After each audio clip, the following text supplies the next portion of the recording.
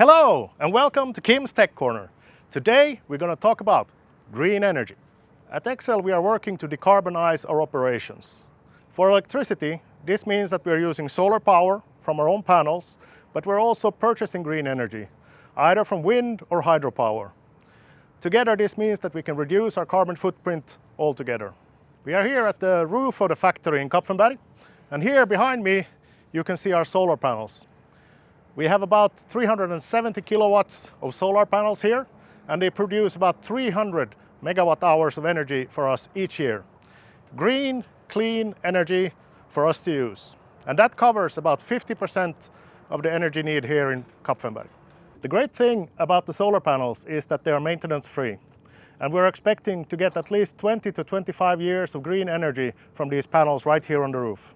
Adding own production of energy means we are less dependable on the grid, and we're actually selling electricity to the grid right now.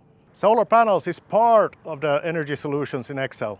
Our big goal is to reduce our scope 1 and 2 emissions, and electricity is a big part of those emissions. That's where we're having the solar panels, but also other green energy solutions. We have been working on this already for quite a while, and already all our European factories are utilizing green energy.